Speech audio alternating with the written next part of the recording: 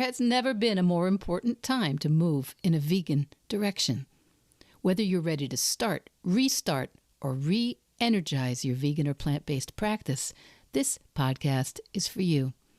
I'm Michelle Olander, life coach, vegan, ADHD matriarch, travel lover, and smoothie loather. And I know that it's the details that get in the way of your vegan journey. But I like to believe that the obstacle is always the way. So every week we meet here where I translate the tools of life coaching and Stoic philosophy. I bring you actionable tips, some laughs, interesting guests, and vegan ideas for everyone at any age. All to help you veg your best. Episode 298. Email apnea, anxiety, and sleep with Henry and Henry, the vegan breathing coaches.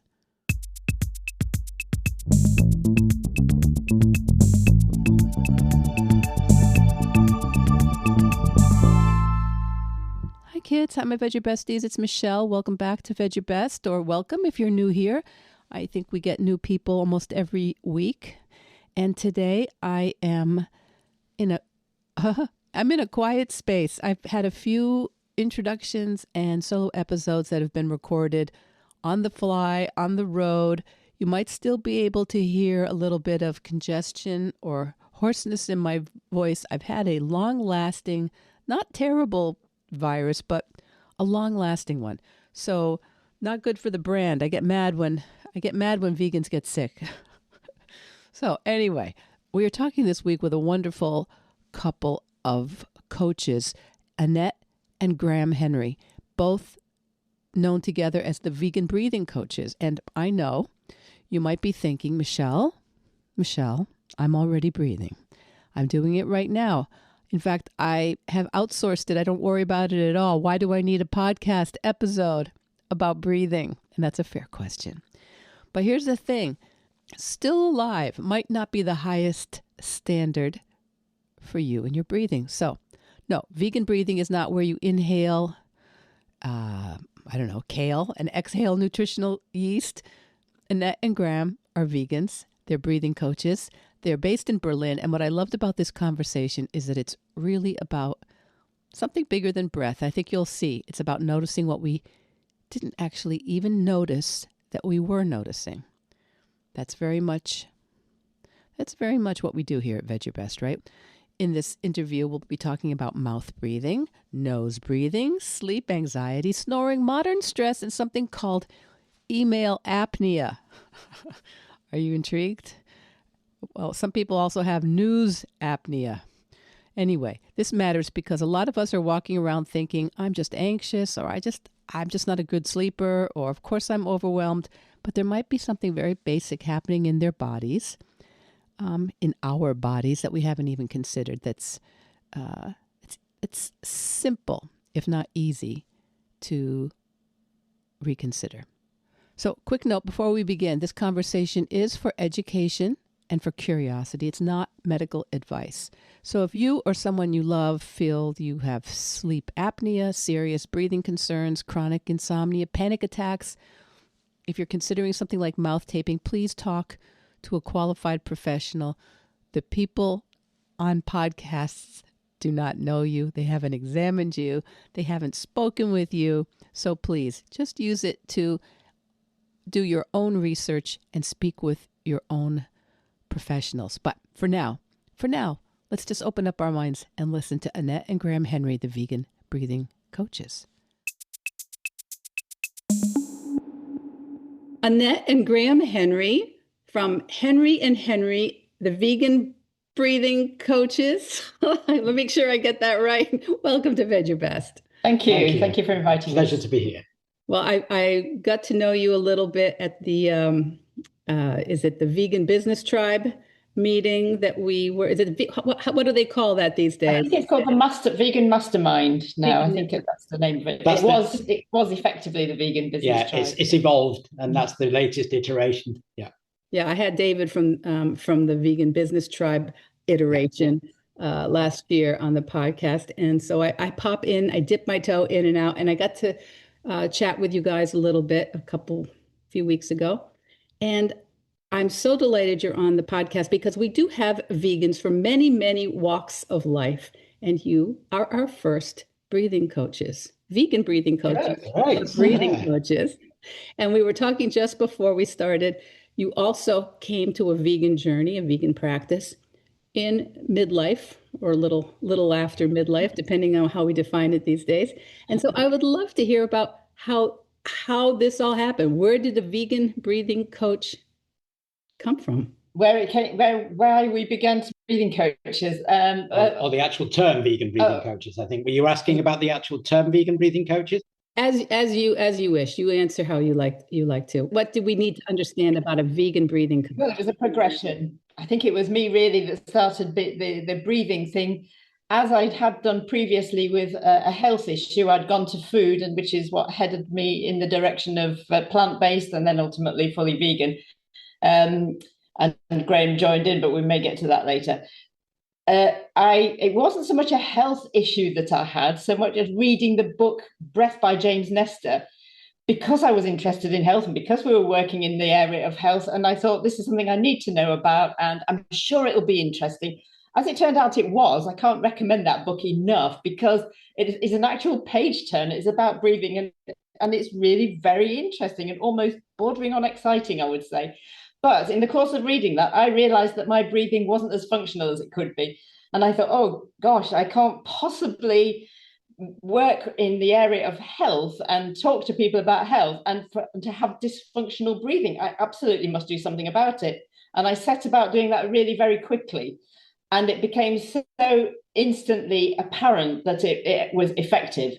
And for me, in terms of sleep and anxiety, and that they became increasingly obvious to me, that I decided I had to work to teach other people as well. And Graham came on board very quickly as a result of being one of my case studies, because he realized it was doing something for him as well. And so that's what got us started. But the name, then just really, I think we were looking for something to move us away from just Henry and Henry, because that had always been associated with food. And we wanted something to single us out and show something about who we were. And this is what it's about, really. It's certainly not the case that everybody who comes to us is vegan or needs to be vegan. Absolutely not. They just need to have an idea of who we are and what our values and ethics are. And that title says quite a lot straight away. So yeah, the amusing thing is as well that sometimes when we've been at events and people come to visit our stand and they say, so what is vegan breathing?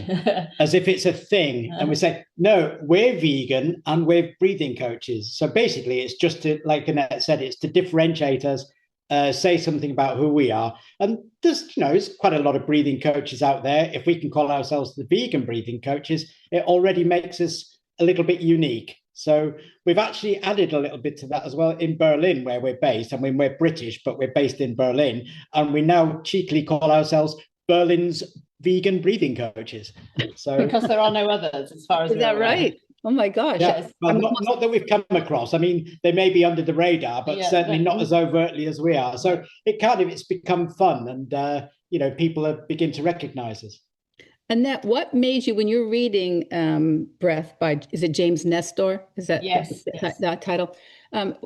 When you were reading that, what jumped out at you to indicate that you weren't breathing in an optimum way?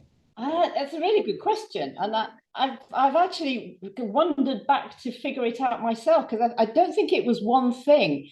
I think he pointed to over breathing, as in breathing too. I didn't breathe through my mouth, so I didn't have that problem. So when he started off about mouth breathing, I thought, I've not got a problem, I'm fine, I don't breathe through my mouth. And then as I progressed through the book, I realized, I think I possibly do breathe a little bit too quickly. And then he talked about breath holding. I thought, I do that as well. And it just became, it's not quite one thing after the other, but there was quite a lot there. I thought, I'm not breathing properly. No wonder I'm, having these effects. Of course, you were talking about what the knock-on effects were of not breathing adequately as well. And sleep was definitely one of mine. It's been an issue for me for 30 years or so. And whilst breathing isn't the be all and end all to my now improved sleep, it did improve it pretty much straight away. And I would say I gained about 45 minutes extra sleep a night, roughly on average. And that's pretty impressive when you haven't slept properly for 30 years because you've had insomnia. So I thought there must be something here, and I absolutely need to dive right into it properly and do it properly as well. Because initially I just thought, I need to breathe differently, and I was looking up things on YouTube, and of course there are all sorts of different things. There's the hyperventilation, which would have been disastrous, and all sorts of other things. Box breathing, everybody likes. Nothing wrong with it, but it wasn't going to be right for me because I was imposing something on me that I wasn't ready for yet. And I needed to learn it properly. And that's why I went to a trainer I came across, and I'm very glad I did. His name's Patrick McEwen, based in Ireland. And I decided to do his training. And he trains people in something called Buteyko. And luckily, because I didn't know this at the time, it's a method that's actually got a reasonable amount of recognition. We've noticed that in the NHS in Britain, the National Health Service, there's some recognition of it there. Also here in Germany, the health providers who are trained in allopathic medicine, that some of them look to Buteyko breathing as well. So we've got that advantage. It's a known quantity. But we also progressed to train in another modality just because the original Buteyko breathing, which I have, I'm obviously very partial to it. It's made a big difference to me. The person who developed it was called Buteyko, Dr. Buteyko, a Ukrainian doctor. He unfortunately died in about 2002, I think. And things have moved on since then. There's a lot more research now around breathing. It's become more interesting. People are talking about it more. And as the research grows, I think some of the changes that we have now adopted need to, well, not so much changes, additions. And so we both trained in something called Oxygen Advantage from the same trainer who recognized that Buteyko is absolutely brilliant. It's his thing. There's no doubt about it, but there needs to be more. And so that's why we've trained in that as well. And it expands what we're able to offer. So, I was thinking about how there's, in what I've read about what you do, there is the conscious thing we do as breath work to kind of change something in the moment or for a few moments or whatever, like box breathing is something we do to kind of take kind of ownership over and something that we're doing unconsciously. We're taking a conscious point of view towards it. And I was reminded of yoga breathing when they ask us to become conscious and practice this, and noticing that there's something called sleep apnea, which people have become much, much more knowledgeable about in the last 15, 20 years, I think, than previously.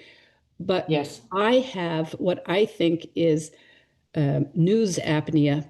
I notice when I'm reading the news or it comes across my phone, I notice that I am holding yes. my breath. I am no longer breathing. Yes.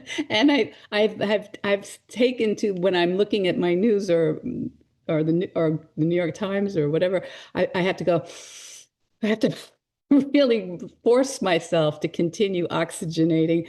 And so I'm wondering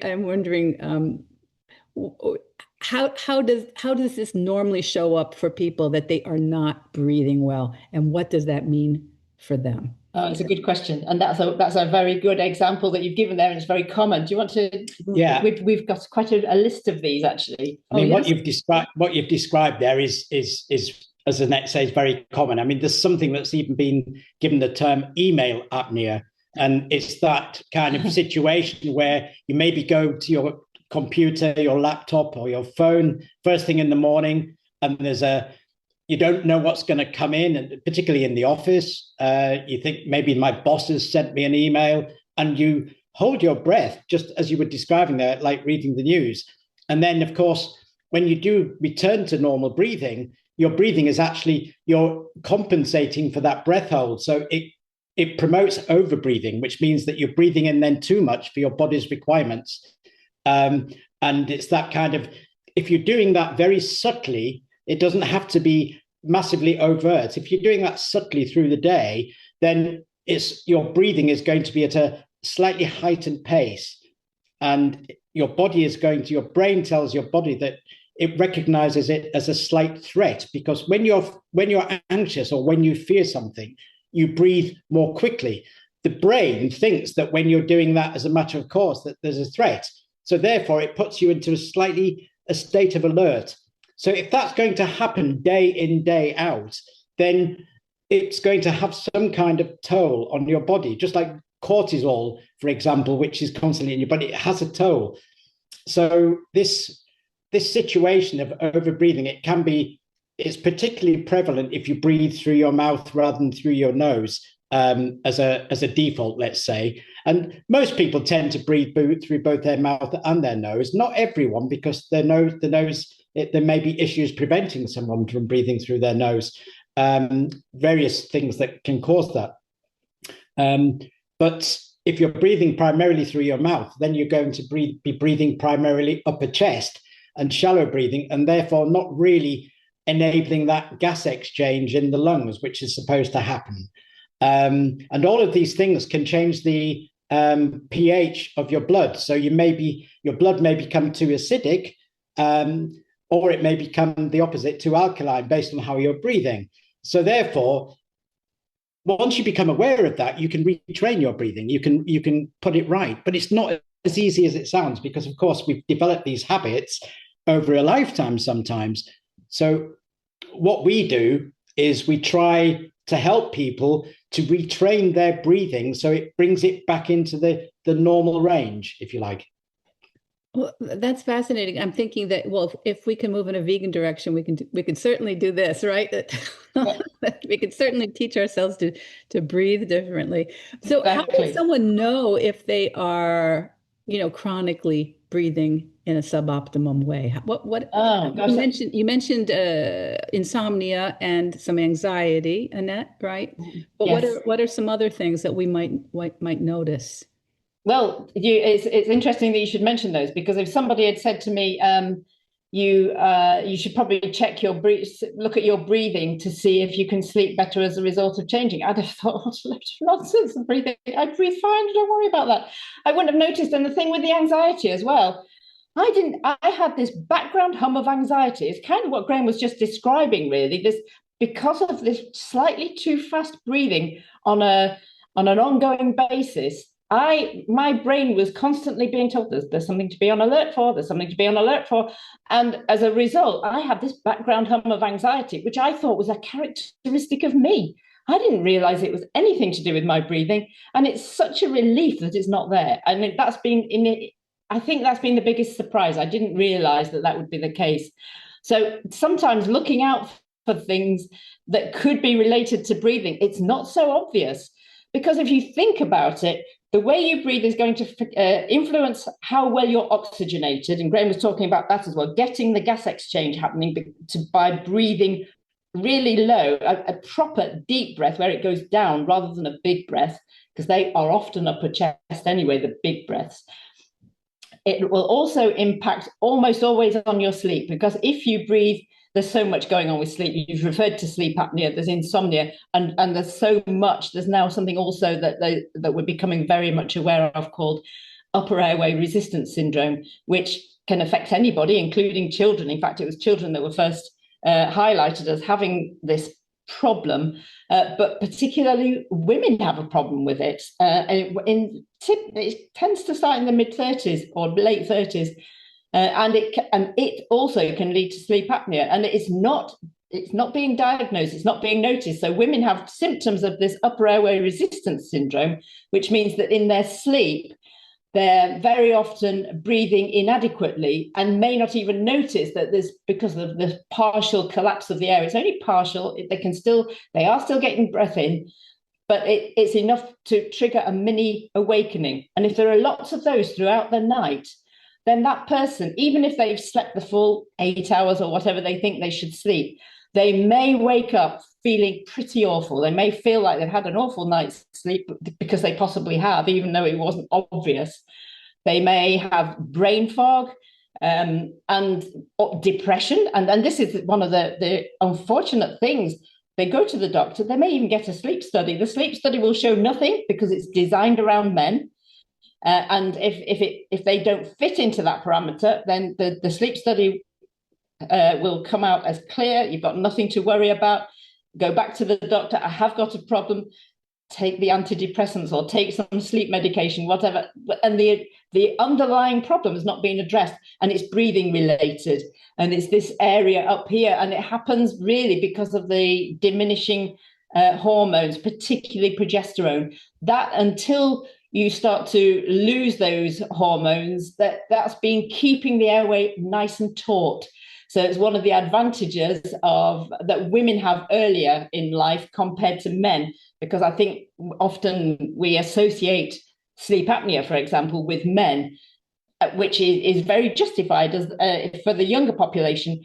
But when women get to menopause in particular, sleep apnea increases by 200%, the risk of sleep apnea for women. So it's quite an important thing to recognize and know that can happen, and also to be aware that a sleep study may not work for you, simply because the measurement is still centered around men. So I know I've gone off at a bit of a tangent there, but there's some of the things to look for. If your sleep is unrefreshing and you feel rubbish, despite feeling that you have a good night's sleep, that might be something to investigate. The only challenge you have is that a lot of physicians nowadays, or still, perhaps is the better word, don't know all this.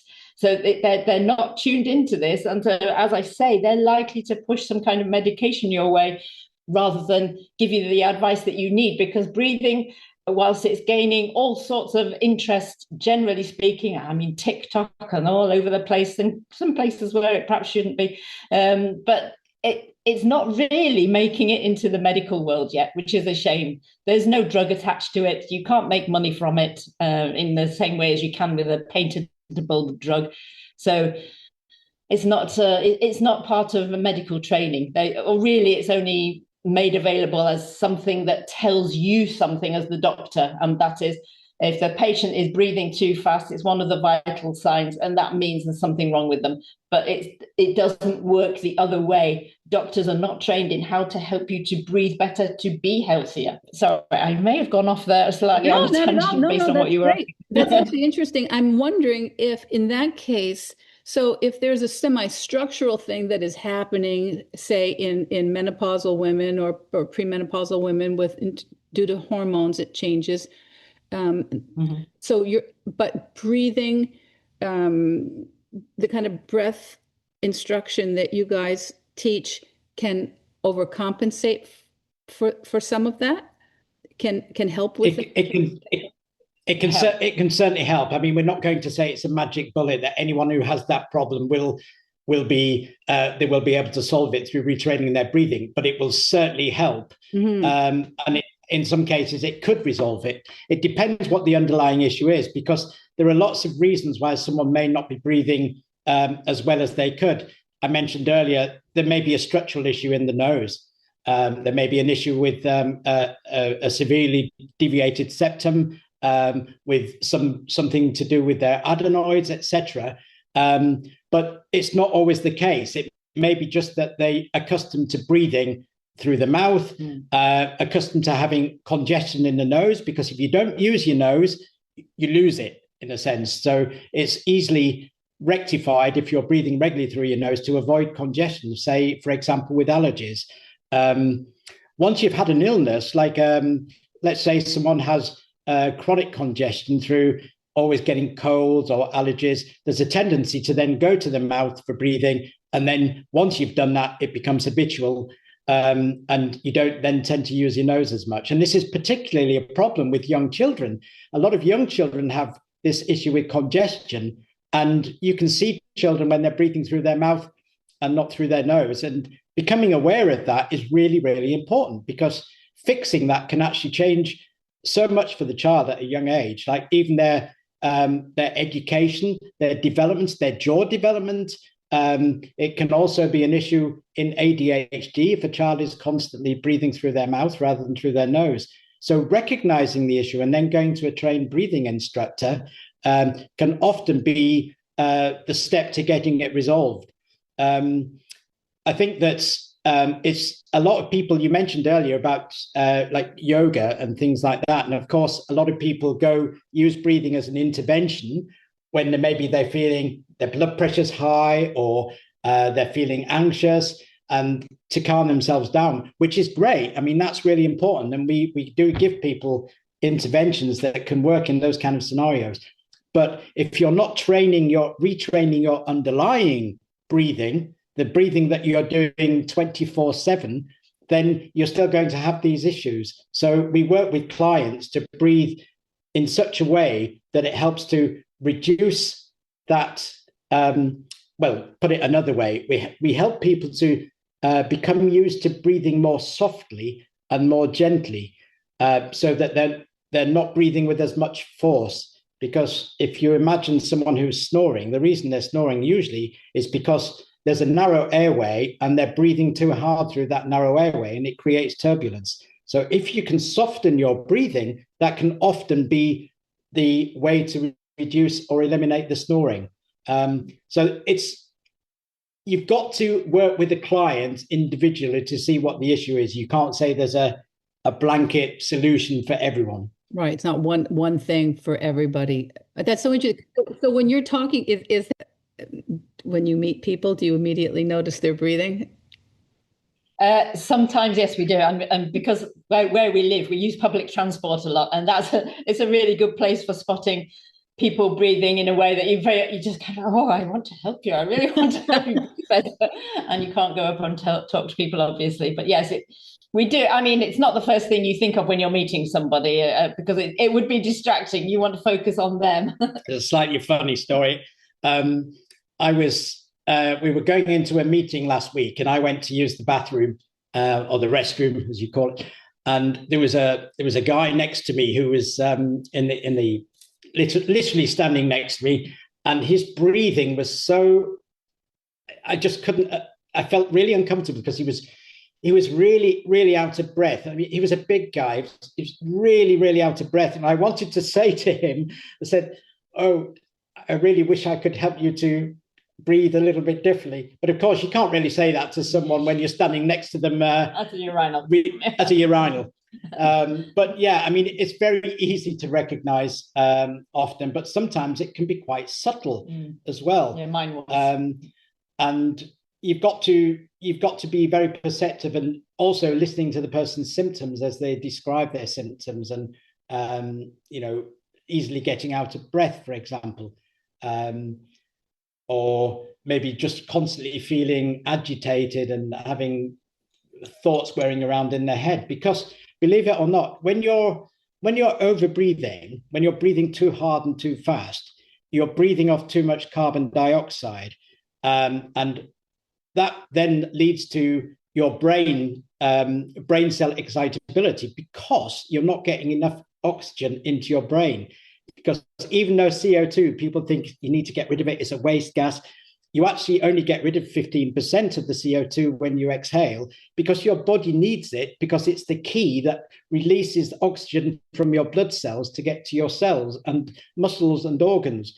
Including your brain. Very important. In other words, if you're breathing off too much carbon dioxide because you're over breathing, that oxygen in your blood sticks to the red blood cells instead of going where it's needed. So therefore, you're then not oxygenating your brain, which is why people, when they go into a panic attack and they feel like they're suffocating, they're dying, they feel awful, we use that. I mean, we don't use literally a brown paper bag, but the thing with the paper bag, you put it to your mouth and breathe in, and you're breathing back in carbon dioxide so that you're balancing the blood gases again. And that's why we do it. So we kind of do a little exercise where we help people do that, just cupping their hands over their nose and mouth to breathe in.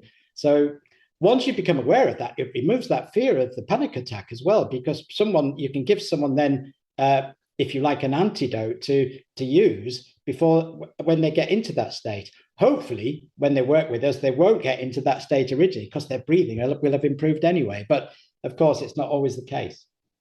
I remember my dad teaching me that. I remember in some class in high school being I think I had to do a oral presentation, and every time I would talk to him about it, he was also a psychiatrist, but every time I talk about it, and he would see me and he'd say, listen, if it just gets a lot, you just the hand. What I'm doing for the podcast is I just put my hands over my face and breathe a few breaths in and out. And so for all I know, that was more of a post-hypnotic suggestion to just calm me down, and maybe didn't have anything to do with the blood gases transferring.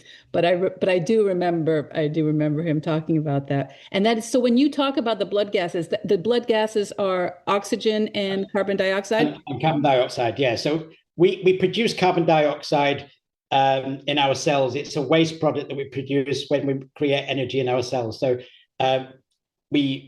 we get rid of that through our breath, but sometimes we get rid of too much because we need it, because it is a useful gas. It's also a dilating gas, in a vasodilator. It actually enables our blood vessels and arteries to expand, which increases blood flow, which increases delivery of oxygen to our cells. So carbon dioxide is not the bad guy that we always seem to ascribe it as. It's actually got a really, really key role. But there's also another interesting fact that when we breathe in through our nose, we produce in our nasal paranasal sinuses, so just to the side of our nose, really, between our eyes and our nose, we produce a gas called nitric oxide. And nasal nitric oxide is really, really important, because when we inhale through our nose, we draw that nasal nitric oxide into our lungs, and it helps also to expand and dilate the blood vessels. So it allows better exchange of the gases in our lungs, but it's also antibacterial, antipathogenic, which means that it's our first line of defense against airborne pathogens. So if we're using our nose to breathe rather than our mouth, we're already giving ourselves a little bit more protection against noxious things out there that we don't want to breathe in. Well, that's fascinating. Well, why do you think we as humans are breathing wrong? And I mean, I'm guessing animals typically breathe okay, or are they as neurotic and confused as we are? Well, no, you're right that animals do know how to breathe, and the overwhelming majority breathe exclusively through their noses, unless there's some reason not to. Dogs really are the only ones that breathe through their mouths that we're really familiar with, but they have a reason for it. I mean, they can also breathe nasally and often do, but they're, to cool down or whatever, their dogs will pant and breathe through their mouths. It's also worth noting, just on the subject of animals, and I can't remember what they all are, but there are about 4 animals who breathe incredibly slowly, and I can't remember if it's there's, I think, a hippopotamus, maybe it could be an elephant, I'm not sure, alligator. So they're different sizes of animals, and they breathe like about 4 breaths a minute. And these are the animals that live the longest. The ones that breathe the most slowly live the longest. The ones that breathe the most quickly have short lives. How interesting is that? We've never been able to test it on humans for obvious and ethical reasons, but it's got to be a possibility. But sorry, your question, however, was about why are humans doing it wrong? And it's largely modern life, and it's changed rapidly. As recently as the 1980s, the normal breathing rate was, I mean, I've heard different versions of this, but roughly 10 to 12 breaths per minute in the 1980s, when I was a child or a youngster, a young person.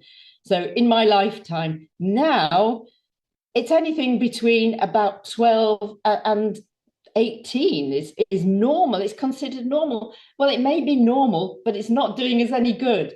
And it's partly because the fast pace of modern life is driving it. And we're often stressed. That drives faster breathing. All the reasons that we've alluded to as to why we might mouth breathe. And we're not told enough, really, that it's not an ideal thing to do. I don't think it's coming, but it's not happening enough. And sleeping with the mouth open, that's a tricky one to manage, but it does need managing. It's fast and upper chest breathing, particularly triggered by just modern life mostly. It could even be other things like airtight houses. We've got there are a few other factors, aren't there? I mean, if you grew up as a child and you always had a blocked nose, yes, the mouth breathing, that's going to come in. Mimicking as well. Yes. If you've got a role model who mouth breathes, then you're going to think that's the way to do it, so there's that too. And the other key area, of course, is the way we're eating and what we're eating today. So our posture is really, really bad. Where a lot of people now tend to eat meals slumped over a tray sitting on their sofa rather than at a table. And also our office lives, we're sitting slumped over laptops. We're not moving as much, but also what we're eating. We're eating not everybody, but most people are eating a highly processed diet. We're not chewing as much as we used to, because the foods are made much more easy to eat. They're processed. If you think about it, when you chew, you develop your jaw muscles, and the jaw shapes now compared to the jaw shapes, say 300 years ago, and it's been actually studied. I mean, James Nestor talks about it in his book. He went to the Paris catacombs where they have a lot of skulls from previous centuries. And what struck him was the shape of the jaws. They were completely much bigger, and a bigger jaw is going to allow for a bigger airway. So that's a key feature as well. And on the subject of eating, I think we mentioned I don't know whether you wanted to come on to that later. Please do. Please do. We mentioned as a subject for the podcast. Why do vegans breathe differently? Do vegans breathe differently? Was it that? And yes, they possibly do, especially if they're whole food vegans. And the reason, as Graham's just alluded to, processed food being a problem, but it's not the only thing. If a person eats a lot of animal produce, then that will lower the pH of their blood.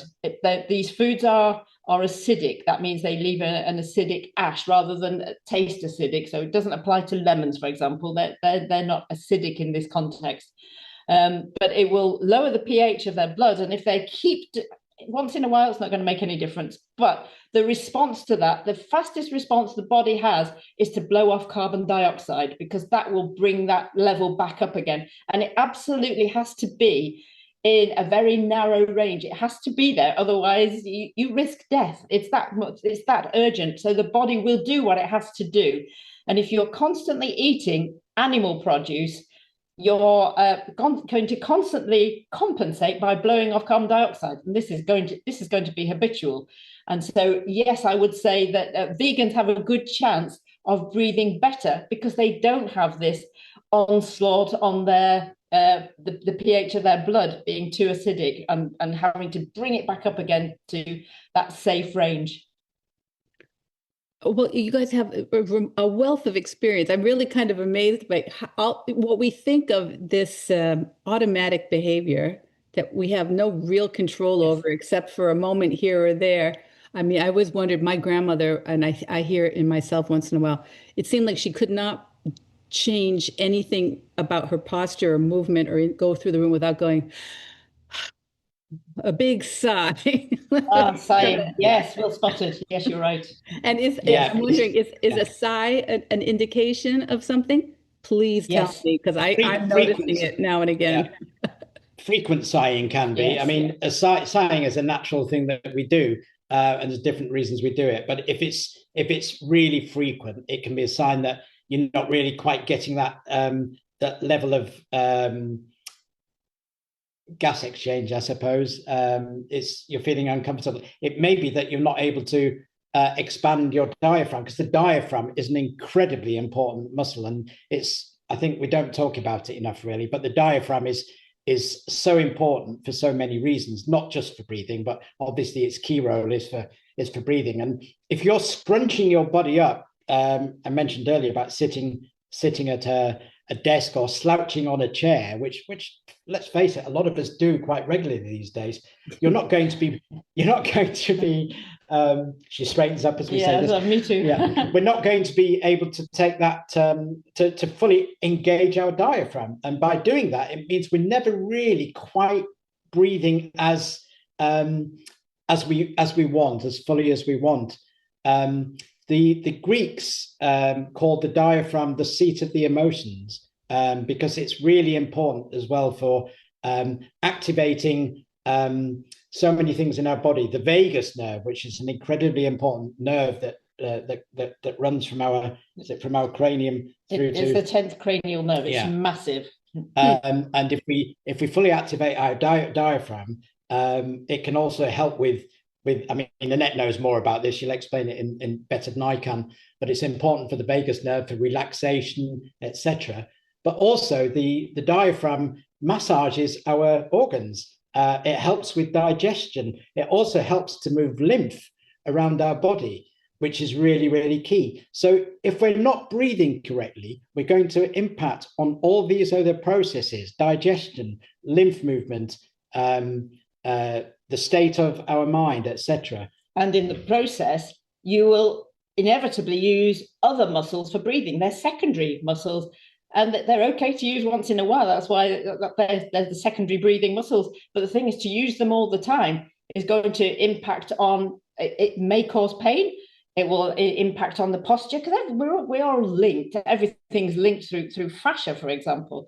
And we overlook this very often.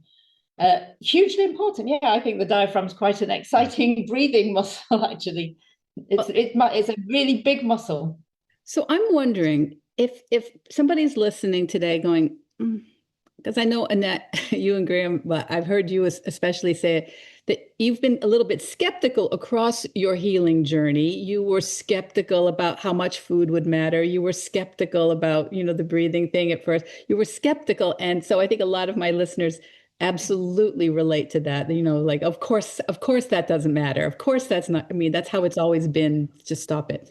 But if somebody is feeling a little skeptical, but also interested in what you're saying, how should they first begin? How could they, is there a way for them to try something on at home, or should they reach out to you and do a consult?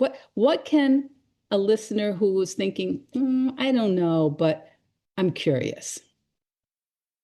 I think first and foremost is, if you're not already doing it, try and breathe through your nose, see how it feels. And if you can breathe through your nose, then do it 24/7 if you can. Obviously, that might be a challenge when you go to bed, because you can't control what you do. And that's a whole other story, probably for another podcast, about how you can get over that. But, people do tape their mouths to encourage nasal breathing. We wouldn't recommend that to everyone, because it can be an issue for people who have sleep apnea, but there are safer ways to do it as well. But one thing I say to people is just walk breathing through your nose, see how it feels. If you feel it's difficult, then it means that you do have massive room for improvement, because if you can then gradually retrain yourself to breathe through your nose, it will feel so much better. You will feel as if something's been lifted. If you suffer regularly from breathlessness, how would it feel not to have that breathlessness anymore? It could be life-changing. And I think that in terms of if people want to connect with us, we're more than happy to do a short consult free of charge, like 20 minutes, just to have a chat and see where the breathing retraining is for them. So they can connect with us through email, through our website, etc. And then we can take it from there. So I would say, does that answer the question? I think it does. Well, the website is henryandhenryeu.com. Have I got that correct? Yeah. And so we can contact you through that website. You also have a page or a pillar on your website, which is the breathing space, correct? Yes. And that has a lot of information about your work and it connects with other pages that are linked as well. So if people want to kind of go to the breathing space, that's their kind of portal to get into the other areas of breathing. that we do, or the other issues around breathing. And I just wanted, I've heard you talk about the mouth taping before. I think that would be, that's worthy of its own episode, Yeah. I think, Yes. to talk about. There's a blog post. Yeah, there's a blog post. You can access our blog posts through the website as well. Yeah, there's a search. Because it is quite a controversial area, and there has been a lot of debate. But there are reasons why it can work for some people. I have taped my mouth for the last 3 years every night now, because I was a snorer, and it has made a big difference. I do still occasionally snore because I snore through my nose, and I don't want to tape my nose. But it's reduced it massively, and the retraining my breathing has made it much less of an issue. But I don't tape my mouth fully. I put it from top to bottom, so there's still a gap either side. And when I first did it, I thought, why am I doing this? This is scary. To be honest, it's 3 years later, it feels odd if I don't do it. But there are tapes you can put around your mouth that have a hole in between as well. So you don't actually have to block your mouth at all. But those things can, we can discuss those separately. I would love that. And because I have heard some people have really, really swear by it, really think it's important, but we want to make sure no one, if a child is mouth breathing, even if you want to take that child to a physician, we're not recommending mouth taping. No, we wouldn't. No. Well, we if I have a client with a child, I do if the child is over 5 years old, if they're willing, but to put it, get the tape that goes around the mouth and just encourages the mouth to be closed, and even then, get the child to do it while they're playing with something, so they get used to the idea. It's just a reminder. Because it is important to get a child's mouth closed at night. It's very important. It's the place to intervene. I mean, you do it as an adult because it's worth doing still, but as a child, it's really the place to intervene. From the age of 4 onwards. Well, yes, really, yes. Yeah. Children breathe beautifully usually when they're a certain age. When they're born. When they're born, up to usually about the age of 4 or 5. Most children breathe naturally. Yeah. And we've unlearned it as we've become adults because of suddenly real life hits us. So look at a child breathing when they're at rest. And one that hasn't got a blocked up nose or whatever, and it can do it. Does that happen? I have 7 grandkids, and I never see I never see them without a nose blocked up. This is another problem, isn't it? A lot of them are suffering with allergies as well. And I mean, I've had hay fever over the years. This is another thing. I think there are more allergies these days as well because of the way we live, the sanitized way of living, and people say get a dog, and you'll one of the healthiest things that you can do in terms of allergies, get a dog or live on a farm. Unless you have an allergy to the fur. Well, that's an issue as well. Yeah. Annette and Graham, Henry and Henry from henryandhenryeu.com. I'll make sure I say it. It's all going to be written in the show notes, in the episode notes, so everybody can find you. I'm so delighted you came in and told us a little bit about what we can be looking for, and maybe we'll be a little more vigilant.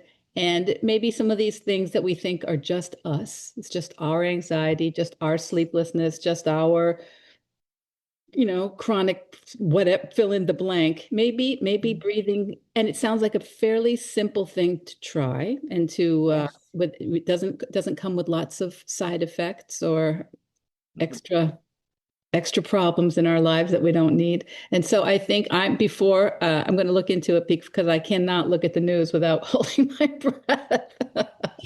I don't want news apnea or email apnea. Graham, Annette, thank you so much for joining us in Vedge Your Best. Thank you very much. It's our pleasure. Thank you. We've enjoyed that. Thank you. So what did you think of Annette and Graham, Henry and Henry? Are you noticing your breathing in a slightly different way? Or are you thinking about it in a slightly different way? I know I did. I know that after conversations like this, it can almost feel like, good Lord, another assignment, something else I need to perfect or learn about. Now I have to breathe better, sleep perfectly. Now I have to fix my posture. I have to chew every bite 47 times and never look at my email again. No. We're not doing that, kids. This is not Vedge Your most neurotic. This is Vedge Your best. What we are doing is we're just noticing and we're keeping open minds. And I just love a conversation that reminds us our body's always trying to give us information.